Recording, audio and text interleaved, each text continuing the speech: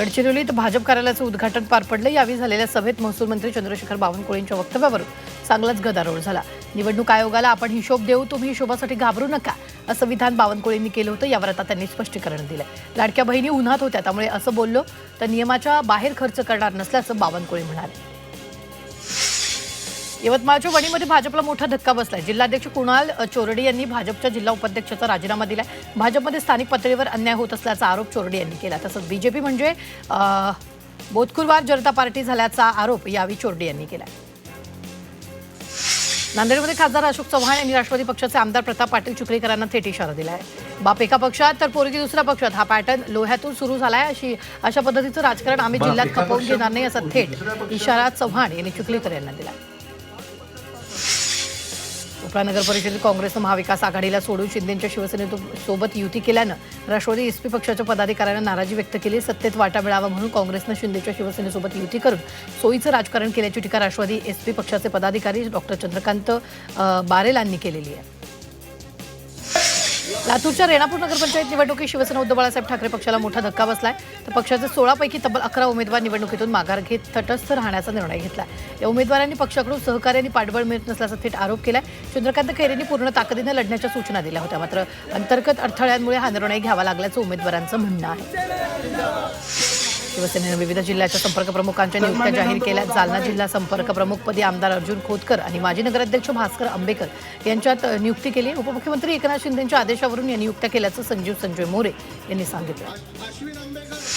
कुणाचंही खा मटण, दाबा कमळाचं बटन असा अजब सल्ला भाजप नेते चित्रा वाघ यांनी लोणावळ्यात मतदारांना दिला। लोणावळ्यात भाजपचा प्रचार आता पूर्ण जोरात सुरू झालाय। चित्रा वाघ यांनी लोणावळ्यातील भाजपच्या शहरात नगराध्यक्ष पदाचे उमेदवार गिरीश कांबळे आणि नगरसेवक उमेदवारांच्या प्रचाराला सुरुवात केली। धाराशिवमध्ये भाजप आणि शिवसेना आमने सामने आले। धूमपरांडा, धाराशिव आणि उमरगा या 4 नगरपालिकांमध्ये शिवसेना भाजप विरोधात उतरली आहे। उमेदवारी अर्ज मागे घेण्याच्या शेवटच्या दिवशी युती फिसकटल्यानं शिवसेनेनं भाजप विरोधात रणशिंग फुंकलाय। शिवसेनेचे जिल्हा संघटक सुधीर पाटील यांनी पदाधिकारी कार्यकर्त्यांची बैठक घेत प्रचाराची रणनीती आखलेली आहे। पुणे महापालिकेनं प्रारूप मतदार याद्यांचं वाटप सुरू केले। 3 दिवसात 68 मतदार याद्या विकल्या गेल्या असून यातून 10 लाखांचा महसूल मिळालाय। ऑनलाईन याद्यांमध्ये फोटो दिसत नाही, तसंच काही तांत्रिक अडथळे येत असल्यानं नागरिक प्रत्यक्ष प्रत खरेदी करतायत। वाशिम जिल्ह्यात 4 नगर परिषद आणि 1 नगरपंचायतीसाठी निवडणूक होणार आहे। यासाठी सर्व पक्षांकडून जोरदार प्रचार सुरू आहे। वाशिम, मंगळुरूपीर, कारंजा आणि मालेगावमध्ये राष्ट्रवादी काँग्रेसचे स्वतंत्र उमेदवार उभे केले, त्यामुळे स्थानिक पातळीवर राजकीय वातावरण तापल्याचं पाहायला मिळतंय। येवल्यात नगर परिषदेच्या निवडणुकीसाठी समीर भुजबळ यांच्या हस्ते राष्ट्रवादी काँग्रेसच्या प्रचाराचा नारळ फोडण्यात आला। मंत्री छगन भुजबळ यांनी केलेल्या विकास कामांच्या जोरावर राष्ट्रवादीचे उमेदवार राजेंद्र लोणारी यांचा विजय निश्चित असल्याचं माजी खासदार समीर भुजबळ यांनी सांगितलं।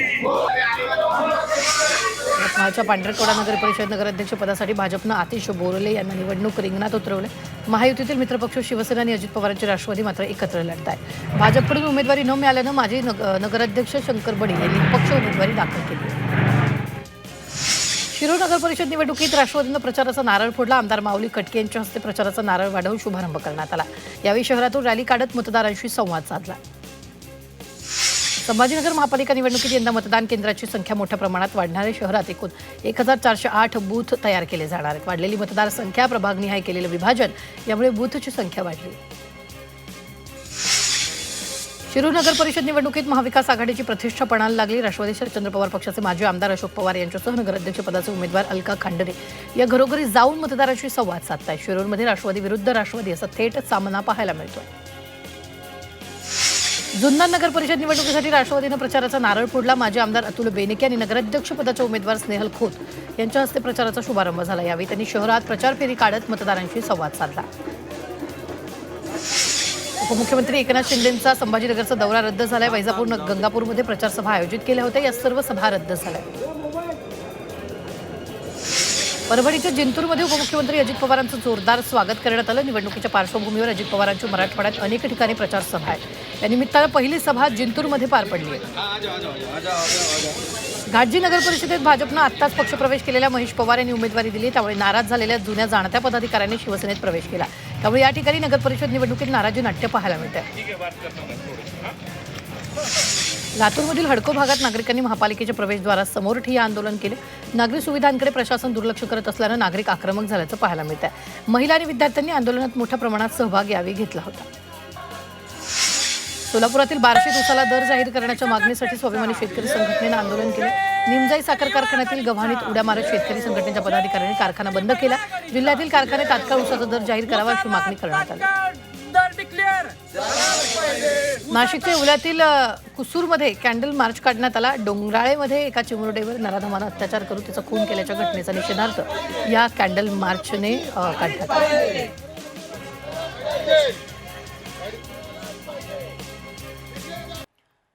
पुन्हा एकदा पाहूयात झटपट बातम्या.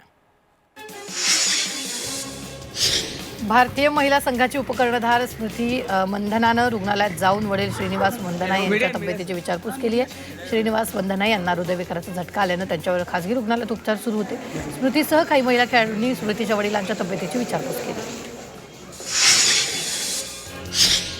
राज्याच्या पोलीस महासंचालक रश्मी शुक्ला 31 डिसेंबर रोजी सेवानिवृत्त होणार असून त्यांच्या जागी नवीन पोलीस महासंचालक कोण असेल याची चर्चा आता सुरू झाली. राज्याच्या गृह विभागानं त्यासाठी 7 ज्येष्ठ IPS अधिकाऱ्यांची नावं केंद्रीय लोकसेवा आयोगाकडे पाठवली आहेत. राष्ट्रीय तपास संस्था अर्थात NIAचे प्रमुख सदानंद दाते यांचं नाव यात प्रामुख्यानं चर्चेत आहे. केंद्रीय लोकसेवा आयोग आता 7 नावांपैकी 3 नावांची निवड करून ती राज्य सरकारकडे पाठवेल आणि त्यानंतर राज्य सरकार त्यातील एकाची नियुक्ती पोलीस महासंचालक म्हणून करेल. मुंबई विद्यापीठानं LLBच्या प्रथम सत्रातील परीक्षा फेब्रुवारीपर्यंत पुढे ढकलल्यात. याआधी विद्यापीठानं 15 डिसेंबरपासून परीक्षा घेण्याचं जाहीर केलं होतं. मात्र आता अचानक परीक्षा पुढे ढकलल्यामुळे विद्यार्थ्यांमध्ये संभ्रमाचं वातावरण आहे.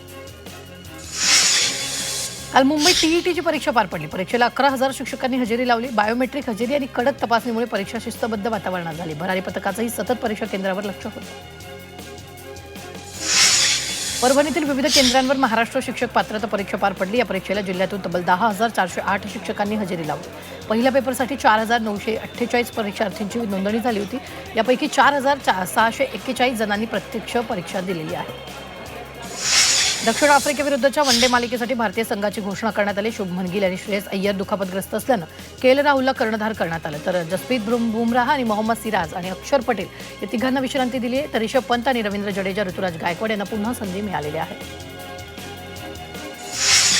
पाकिस्तान अ संघानं आशिया कप रायझिंग स्टार स्पर्धेचं अजिंक्यपद पटकावले. अंतिम फेरीच्या लढतीत पाकिस्तान अ आणि बांगलादेश अ यांच्यातील मॅच ड्रॉ झाली. त्यामुळे मॅचचा निकाल सुपर ओव्हरमध्ये लागला. बांगलादेशचा संघ सुपर ओव्हरमध्ये 3 बॉलमध्ये 6 धावा करू शकला. पाकिस्तानला सुपर ओव्हरमध्ये विजयासाठी 7 धावा करायच्या होत्या. पाकिस्तानच्या मसूद आणि सदाकत या दोघांनी 7 धावा करत संघाला आशिया कप रायझिंग स्टार स्पर्धेचं विजेतेपद मिळवून दिलं. भारतीय दृष्टिहीन महिला क्रिकेट संघानं नेपाळचा पराभव करत T20 विश्वचषक पटकावलेला आहे. हा विश्वचषक जिंकणारा भारत पहिला संघ ठरला. नेपाळनं 20 षटकात 114 धावा केल्या होत्या. यानंतर 3 बाद 117 धावा करत विश्वचषकाला गवसणी घातली. 6 वर्षाच्या कालावधीनंतर सुलतान अझलन शाह हॉकी स्पर्धेत सहभागी झालेल्या भारतीय हॉकी संघानं विजयी सलामी दिली. पहिल्या सामन्यात भारतानं दक्षिण कोरियाला 1-0 असं नमवलं. युवा खेळाडूंचा समावेश असलेल्या भारतीय संघानं सांघिक खेळाचं प्रदर्शन करत 3 वेळच्या विजेत्या कोरियाला पराभूत केलं. कर्णबधीर ऑलिम्पिक स्पर्धेत नेमबाजीत भारताच्या अभिनव देशवालनं सुवर्णपदक पटकावले. 25 मीटर पिस्तूल प्रकारात पात्रता फेरीत विक्रमासह त्यानं सुवर्णपदक जिंकण्याचा पराक्रम केला. अभिनवनं सलग 5 वेळा अचूक लक्ष्य वेध केलेलं आहे. वाशिम जिल्ह्यात निवडणूक प्रचाराला लागणाऱ्या बॅनरच्या लाकडी फ्रेमला मागणी वाढली. लोखंडी फ्रेमपासून बनवलेल्या बॅनरला वेळ आणि खर्च जास्त येत असल्यामुळे लाकडी फ्रेमला जास्त मागणी वाढली. राम जन्मभूमीत उद्या भव्य ध्वजारोहण सोहळा पार पडणार आहे. राम मंदिराच्या मुख्य शिखरावर हा खास ध्वज फडकणार आहे. पंतप्रधान नरेंद्र मोदी यांच्या हस्ते हा ध्वज फडकवला जाईल. अहमदाबाद इथे ध्वज कलाकार भरत मिवाडा यांनी या खास ध्वजाचं डिझाईन केलं. ध्वजारोहणाआधी पंतप्रधान मोदी यांचा भव्य रोड शो होणार आहे. पुण्याच्या PMP बस ताफ्याचे फायर ऑडिट करण्यात येणार आहे. PMP बसना लागलेल्या आगीच्या पार्श्वभूमीवर सर्व बसचं फायर ऑडिट करण्याचा निर्णय यावेळी घेण्यात आलेला आहे.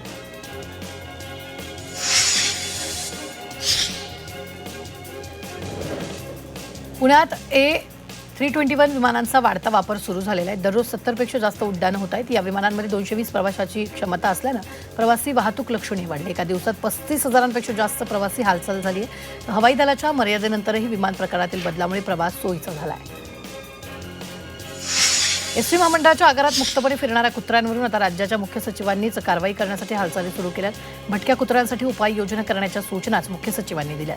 तसंच आगारात कुत्र्यांचा अपघात झाल्यास तसा आगार प्रमुखांना जबाबदार धरणार असल्याचा इशारा मुख्य सचिव राजेश कुमारांनी दिला. साताऱ्यात खालची पिलानी गावात बिबट्यानं दहशत निर्माण केली. शेतात चरायला सोडलेल्या बैलांवर बिबट्यानं हल्ला केला. या हल्ल्यात बैलाचे एक शिंग तुटले. त्यामुळे वन विभागाने तात्काळ बिबट्यांचा बंदोबस्त करण्याची मागणी केली जाते. सांगलीच्या चांदोली जंगलात तारा वाघिणीसाठी 79 चितळ सोडले. तारा वाघिणीला खाद्य म्हणून हे चितळ सोडण्यात आले. तारा वाघिणीनंतर भविष्यात आणखी 7 वाघ चांदोलीच्या सह्याद्री व्याघ्र प्रकल्पात सोडण्यात येतील. अहिल्यानगरचे शिवसेना उद्धव बाळासाहेब ठाकरे पक्षाचे शहराध्यक्ष किरण काळेंना आमदार संग्राम जगताप यांनी 51 कोटींची अब्रुनुकसानीची नोटीस पाठवली. जैन समाजाच्या जागेप्रकरणी खोटे आरोप लावलेल्या विरोधात ही नोटीस बजावण्यात आली. नाशिकच्या तपोवनमध्ये साधुग्राम साकारण्यासाठी 1800 झाडं तोडली जाणार आहेत. या विरोधात 900हून अधिक हरकती दाखल झाल्यात. या वादाबाबत आज सुनावणी होईल. तपोवन परिसरात वृक्षतोडीचा निर्णय सरसकट घेण्याऐवजी पर्यायाची जागा विचार करावी अशी मागणी पर्यावरण प्रेमींनी केली आहे. पुण्यात ऊसाची वजन चोरी थांबवण्यासाठी भरारी पथकं सक्रिय करण्याचे आदेश जिल्हाधिकाऱ्यांनी दिलेत. ऊसाची वजन चोरी आणि साखर उतारा घोटाळ्यांच्या तक्रारीवर कारवाईसाठी हा निर्णय घेतला.